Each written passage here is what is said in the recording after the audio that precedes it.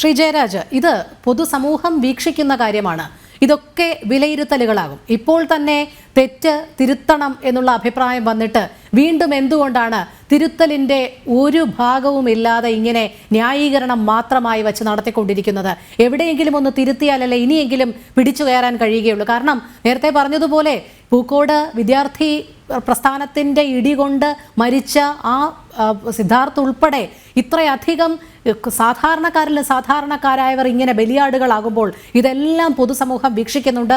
ഇതിനൊരു തിരിച്ചടി ഉണ്ടാകും എന്നുള്ളൊരു ഭയം ഈ നേതാക്കന്മാർക്ക് പോലും ഇല്ലാത്തത് എന്തുകൊണ്ടാണ്?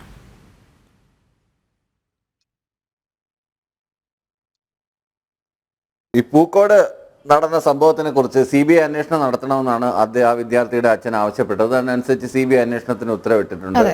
അത് കഴിഞ്ഞ് പിന്നീട് 26 ദിവസം എടുത്തു CBIക്ക് കൈമാറാൻ. CBIക്ക് കൈമാറുന്നതിന് പകരം കൊച്ചി ഓഫീസിലേക്ക് കൈമാറി. അവിടെയും കാലതാമസം വന്നു. അതൊക്കെ നമ്മൾ ഒരുപാട് ചർച്ച ചെയ്തതാണ്. ശ്രീ ജയരാജ്, എന്തായാലും ആ കാര്യത്തിൽ മുഖ്യമന്ത്രിയുടെ ആത്മാർത്ഥതയൊക്കെ തെളിഞ്ഞതാണ്. SFIക്കാരെ സംരക്ഷിക്കുന്ന കാര്യത്തിൽ നേതാക്കളുടെ ആത്മാർത്ഥത തെളിഞ്ഞതാണ്. ഞാൻ ചോദിക്കുന്നത് അടിസ്ഥാനമില്ലാത്തൊരു കാര്യം പറഞ്ഞതുകൊണ്ടാണ്. കാരണം CBI അന്വേഷണത്തിലേക്ക് വിട്ടു എന്ന് പറഞ്ഞപ്പോൾ താങ്കൾക്ക് കൃത്യമായിട്ട് അറിയാം. ശ്രീ ജയരാജ്, താങ്കൾക്ക് കൃത്യമായിട്ട് അറിയാം അതിലെ ഒളിച്ചുകളിയൊക്കെ താങ്കൾക്ക് കൃത്യമായിട്ട് അറിയാവുന്ന കാര്യമാണ്. അതുകൊണ്ട് എനിക്ക് സംസാരിക്കാൻ അവസരം തരുന്നില്ല. അതിനിടയ്ക്ക് താങ്കൾ ഇങ്ങനെ ഇന്റർഫിയർ ചെയ്തുകൊണ്ടിരിക്കുകയാണ്. ഞാൻ താങ്കളുടെ ചർച്ചയിൽ ഇനി പങ്കെടുക്കാൻ വരില്ല. അറിവുള്ളതാണ്. ചില കാര്യങ്ങൾ എന്നോട് മാത്രമാണ് താങ്കൾ ചോദിക്കുന്നത്, വേറെ ആരോട് ചോദിക്കുന്നില്ല. ബാക്കി എല്ലാവർക്കും സംസാരിക്കും. ഞാൻ പറയുന്നുണ്ടെങ്കിൽ മാത്രം ഇന്റർഫിയർ ചെയ്യുന്ന എന്തൊരു മര്യാദ കേടാണത്? സിദ്ധാർത്ഥന്റെ മരണത്തിൽ CBI അന്വേഷണം പ്രഖ്യാപിച്ചു എന്ന് പറഞ്ഞതുകൊണ്ടാണ് ഞാൻ പറഞ്ഞത്. അതിലെ കാലതാമസം CBI ഉദ്യോഗസ്ഥർക്ക് നൽകിയ റിപ്പോർട്ട് സൂചിപ്പിച്ചുള്ളൂ. ശരി, താങ്കൾക്ക് തുടരാം. ശ്രീ ജയരാജ്, താങ്കൾക്ക് തുടരാം. ചില കാര്യങ്ങൾ കണ്ടില്ലെന്ന് നടിക്കാനാകില്ല ശ്രീ ജയരാജ്, അതുകൊണ്ടാണ്. വലിയ ഉപകാരം. കാരണം ഞാൻ ഈ ചർച്ചയുടെ തുടക്കം തൊട്ട് ശ്രദ്ധിച്ചുകൊണ്ടിരുന്നു. ഞാൻ ഒരു വാക്ക് പറയുന്നുണ്ട്, 2 ഇന്റർഫിയറൻസ് ആയിട്ട് രോഹിണി വന്നുകൊണ്ടിരിക്കുന്നത്. അത് ഇന്നത്തെ ചർച്ചയിലല്ല, രോഹിണിയുടെ ഏത് ചർച്ചയിൽ പങ്കെടുത്താലും ഇങ്ങനെ തന്നെയാണ് എനിക്കുണ്ടായ സമയം. അതുകൊണ്ട് ഞാൻ അത് സഹികെട്ടുകൊണ്ടാണ് ഞാൻ പറഞ്ഞു പോയത്, അല്ലെ ഞാനത് മിണ്ടത്തില്ലായിരുന്നു. താങ്കൾ അത് മര്യാദ വെച്ചിട്ട് നിർത്തുമെന്ന് ഞാൻ കരുതി. പക്ഷേ താങ്കൾ ഇപ്പോഴും നിർത്താൻ ഉദ്ദേശമില്ലാത്തതുകൊണ്ടാണ് ഞാൻ എനിക്കത് തുറന്നു പറയേണ്ടി വന്നത്. ഇനി ഞാൻ തുടരട്ടെ. പൂക്കോട് വെറ്റിനറി കേസിന്റെ കേസും ഇതുമായിട്ട് തമ്മിലിടപെടാൻ പാടില്ല. എനിക്ക് മറുപടി പറയാനുള്ളത് ശ്രീ സേനാപതി വേണുവിനോടാണ്. സേനാപതി വേണു പറഞ്ഞല്ലോ, ഇവിടെ ക്രിമിനൽ സംഘങ്ങളും ഗുണ്ടകളുമാണ് CPM മൊത്തം അവരെയാണ് വളർത്തുന്നതെന്ന്. കോൺഗ്രസ്സുകാരെല്ലാം സമാധാനത്തിന്റെ വെള്ളരിപ്രാവുകളാണ്.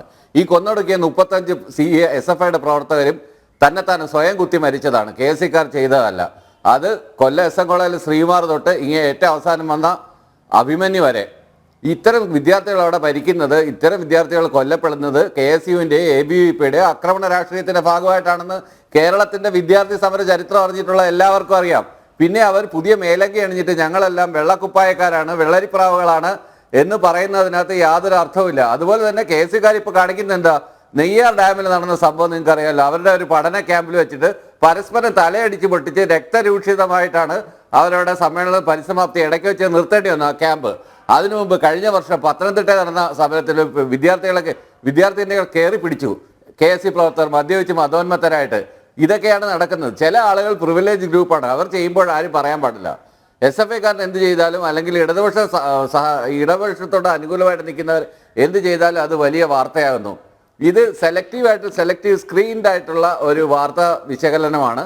അതൊരു ശരിയായ നടപടിയല്ല. പിന്നെ ഈ പറയുന്നതിനൊക്കെ ഇതിനേക്കാൾ 100 ഉദാഹരണങ്ങൾ എനിക്കറിയാം. ഈ ഒരു മുദ്രാവാക്യം വിളിക്കാതാണല്ലോ രാഹുൽ ഗാന്ധി കയറി വന്നത് കോൺഗ്രസിന്റെ നേതൃത്വത്തിലോട്ട്. ഏത് സമരം നയിച്ചിട്ടാ? ഇപ്പോഴൊക്കെയാണ് വെയിലത്തിറങ്ങി നടന്ന് ജോഡോ യാത്രയൊക്കെ നടത്തി തുടങ്ങിയത്. അതിനുമുമ്പ് ഏത് സമരം നടത്തിയിട്ടാ?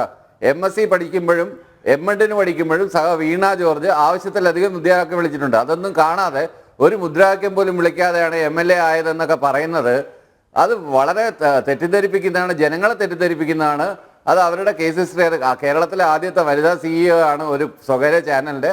അത്തരം രീതിയിലും കഴിവ് തെളിയിച്ചൊരു സ്ത്രീയാണ്.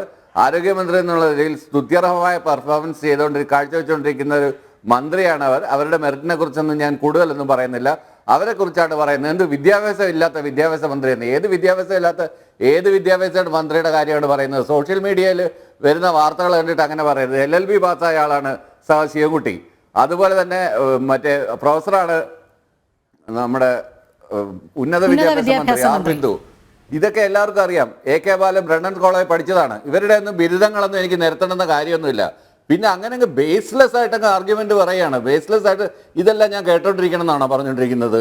ഇങ്ങനെയൊക്കെ അങ്ങ് അടച്ചാക്ഷേപിച്ചിട്ട് എല്ലാം മോശമാണ്, ഇത് തിരുത്തൽ ഇനി സാധ്യമല്ല, തിരുത്തൽ നടക്കത്തില്ല, SFIക്കാരെല്ലാം അക്രമികളാണ്, CIT മൊത്തം ഗുണ്ടകളാണ്.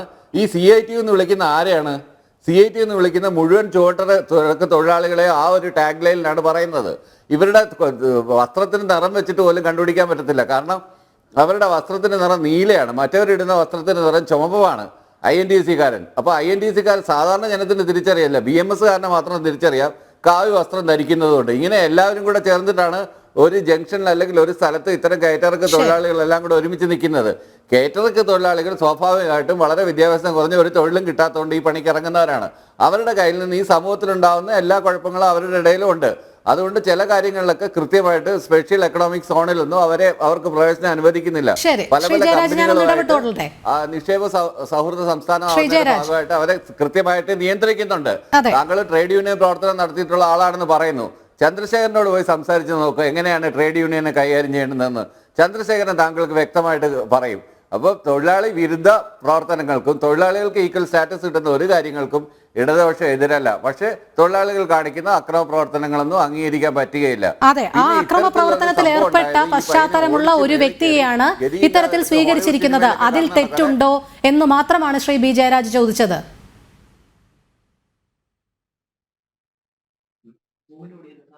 അതിനകത്ത് ആർക്ക് പാർട്ടി മെമ്പർഷിപ്പ് ഒന്നും കൊടുത്തതെന്നല്ല, ഒരു പാർട്ടിയിൽ നിന്ന് മാറി വന്ന ആളുകളെ സ്വീകരിച്ചു എന്നേ ഉള്ളൂ. അതിനകത്ത് ഒരു കാപ്പ കേസ് പ്രതി കടന്നുകൂടിയിട്ടുണ്ടാവും, അയാളുടെ കേസ് ഒരുപക്ഷെ അവസാനിച്ചിട്ടുണ്ടാവും, ഇല്ലായിട്ടുണ്ടാവും.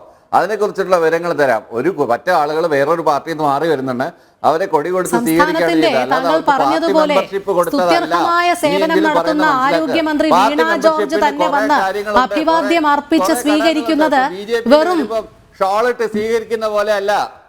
ശരി ശരി, ഇതെന്തായാലും നല്ല ന്യായീകരണമാണ് ശ്രീ ജയരാജ്. അതോടൊപ്പം താങ്കൾ ഈ KSU പ്രവർത്തകരുടെ അക്രമ രാഷ്ട്രീയം പറഞ്ഞപ്പോൾ അഭിമന്യുവിന്റെ പേര് കൂടി വലിച്ചിഴയ്ക്കുന്നുണ്ടായിരുന്നു. അഭിമന്യു എങ്ങനെയാണ് കൊല്ലപ്പെട്ടതെന്നും ആരൊക്കെയാണ് അതിന് പിന്നിലെന്നും എന്തിന് ഏറ്റവും ഒടുവിലായി വിചാരണ കോടതിയിൽ വന്നപ്പോൾ കുറ്റപത്രത്തിന്റെ പേപ്പറുകൾ പോലും കോടതിയിൽ നിന്ന് നഷ്ടപ്പെട്ട കാര്യവും ഒക്കെ വെളിയിൽ വന്നതാണ്. അതുകൊണ്ട് അഭിമന്യുവിനെ ചാർത്തി തങ്ങളുടെ നേതാവ് അല്ലെങ്കിൽ വീരോചിതമായ ഇടപെടൽ തങ്ങൾ നടത്തിയിട്ടുണ്ട് എന്ന് പറയേണ്ട, അഭിമന്യുവിന്റെ കൊലപാതകത്തിന് പിന്നിലുള്ള പിന്നാമ്പുറ സത്യങ്ങളൊക്കെ എല്ലാവർക്കും അറിയാവുന്ന കാര്യങ്ങൾ തന്നെയാണ്. അഭിമന്യുവിനെ കൊന്നത് പോപ്പുലർ ഫ്രണ്ട് പ്രവർത്തകരാണ്. അഭിമന്യുവിനെ കൊന്നത്. ശരി, അവർക്ക് ആരാണ് ഒത്താശ നൽകിയത് എന്നുള്ളതൊക്കെ വ്യക്തമാണ്. അഭിമന്യു എന്തുകൊണ്ട് കൊല്ലപ്പെട്ടു എന്നുള്ളതും ക്യാമ്പസിൽ പുറത്തു നിന്നുള്ള ഗുണ്ടകൾ എങ്ങനെ അകത്ത് കയറി എന്നുള്ളതും ഒക്കെ വ്യക്തമാണ്. അതൊക്കെ വ്യക്തമാണ് ശ്രീ ജയരാജ്, താങ്കൾക്കും അറിവുള്ളത് തന്നെയാണ്.